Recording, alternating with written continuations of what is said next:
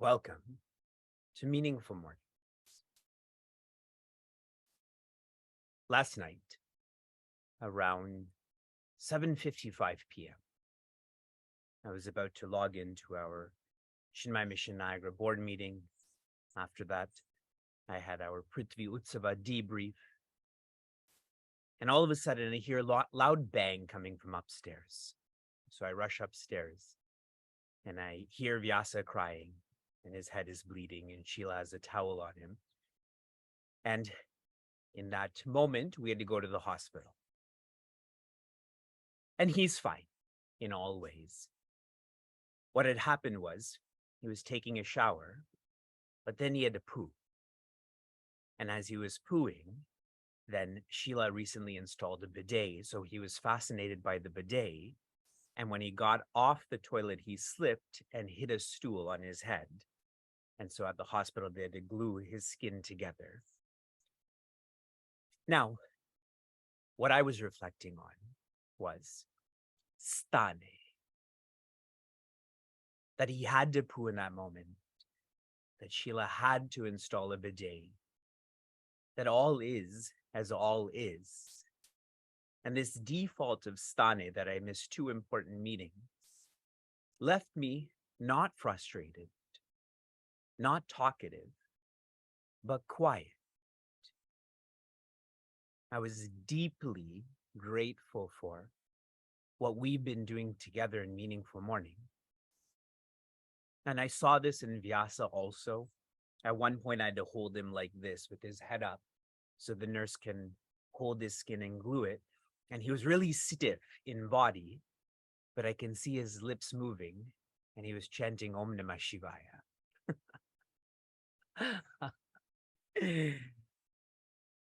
What is Meaningful Mornings? It is a community to make stane reality. All is as all is, and when you feel this, you stay quiet. We've invested surreal amounts of time and effort into Srimad Bhagavad Gita. Why? Srimad Bhagavad Gita is a map to Tattvamasi. Infinity, you are. The portion of Bhagavad Gita that we're in right now is not about Tvam, is not about Tat, is only about Asi. Ourness, being. In chapter 14, a synonym for Asi is Atita.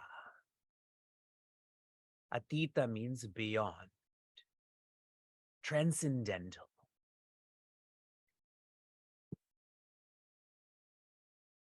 Atita is the ends. For us to be beyond creature, creation, divinity. With the ends locked in, that helps for the means to be locked in. This chapter is specific about the means for you to know who you are so that you know what you need to follow to be Atita. Yesterday I'd shared, as long as you have a quality, you will be reborn. The most philosophical definition of guna is quality. The technical definition, rope. The philosophical definition, quality. In our world, when we use the word quality, we use this in the positive. When I say that person has so many qualities, I'm not talking about their ropes or their conditions. I'm talking about they're patient and generous and so on. But in reference to guna, here quality does mean conditioning. Even sattva is lightness. It is not light. Divinity is not infinity. Being the greatest is not being God. We will be reborn. Shri Krishna has shared so much about the means in a specific way. Naturally, we have to tune into sattva. Why?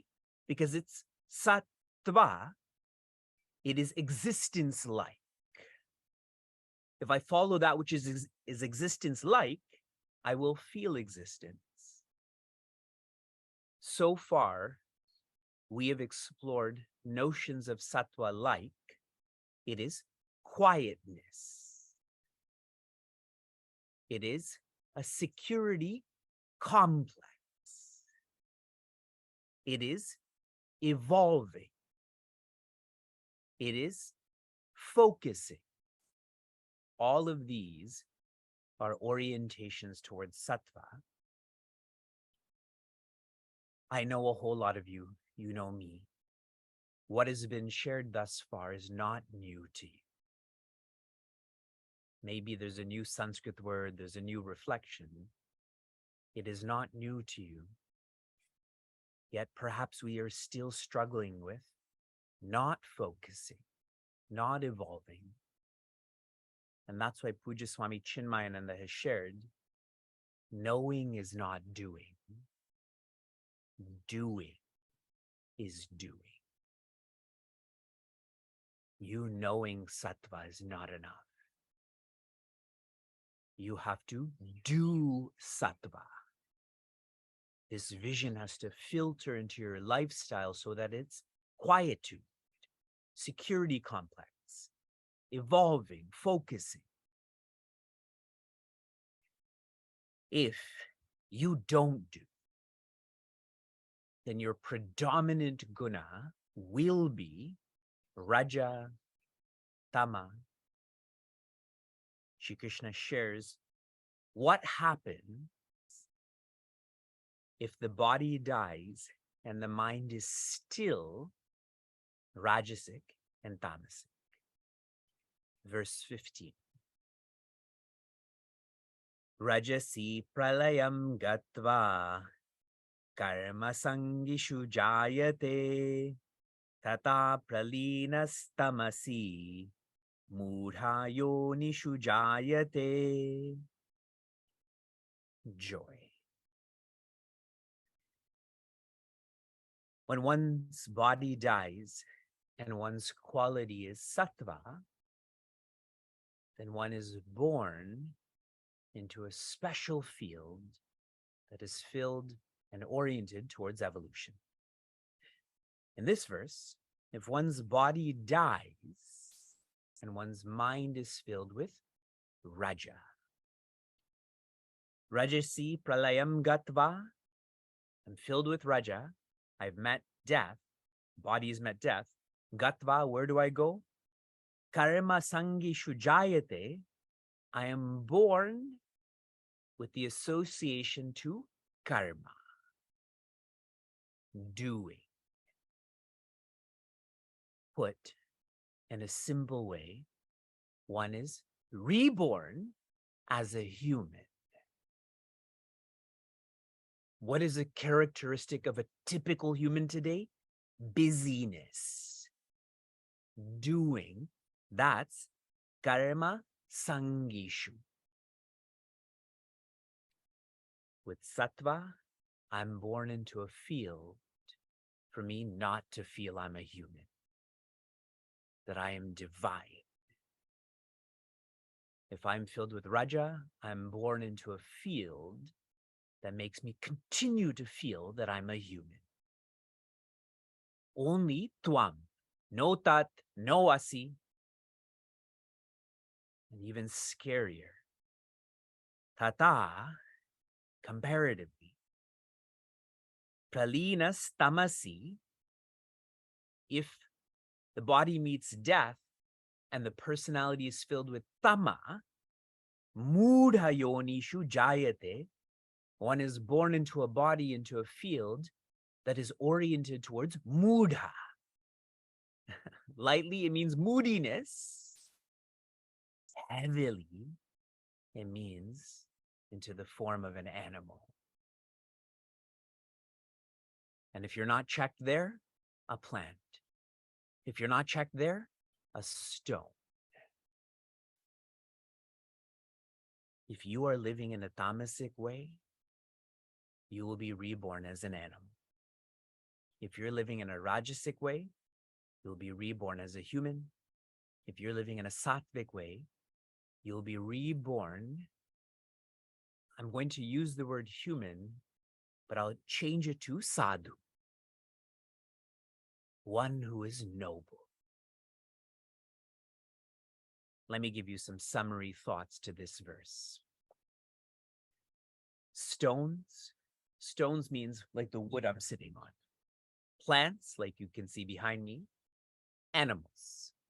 When we were driving back from the hospital yesterday, we saw 3 foxes. I don't know the plural of fox. Foxes, whatever. And they were so cute as they played around the garbage outside someone's home. Stones, plants, and animals, they are bhoga yonis. They only exhaust gunas, which means change gunas, which means they evolve. Only evolve. Humans, though we engage in a lot of bhoga, we are in a yoga yoni. Yoni means womb, it means body, it means field that is oriented towards yoga. Now, when I say yoga, we have such positive sentiments about this. Yoga means to unite. Correct. But you cannot unite with that which is lower, correct? So with uniting, I can unite to evolve, or I can unite to devolve. That's what's shared in these 2 verses. Are you devolving? Are you stagnating? Are you evolving? Adding one more reflection. This morning, a seeker and I began our jog at 5:15 a.m. And after 9 miles, he was sharing with me how he was listening to a lot of the other people who were jogging and what they were talking about. Cars, conflict, etc. What Vivek was thinking about is all of the speaking engagements I have this week and how I was planning that out. So, manana.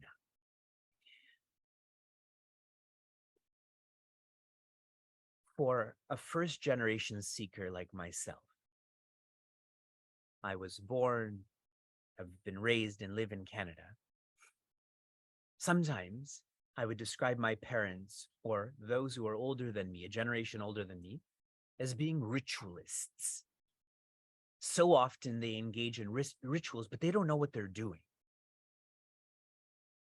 And now as I reflect more authentically, whenever I or anyone lives in a robotic way, where you're doing, but there's no meaning to that doing, that is living in the same ritualistic way, but I feel it's worse.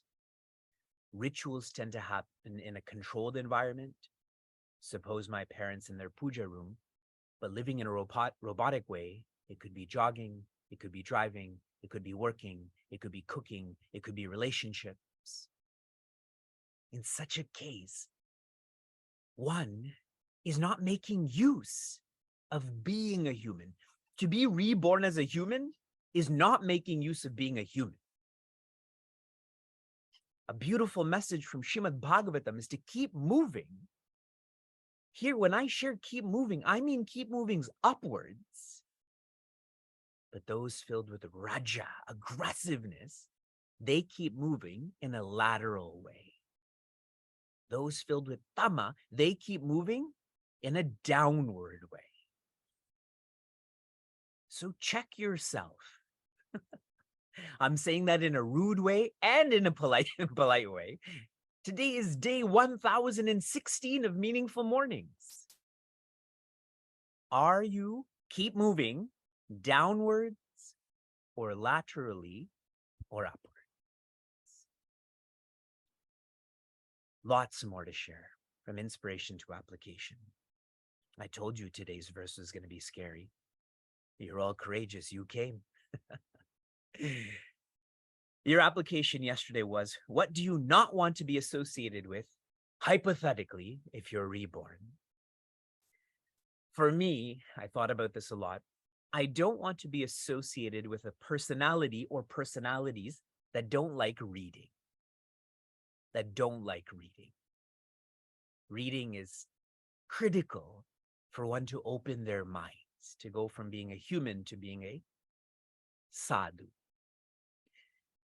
Your application for this morning is, we're now more than halfway through chapter 14. Which verse has hit you the hardest? Which verse has been your favorite? Shanti, Shanti, Shanti. Be safe, be sound, be serene, be joy.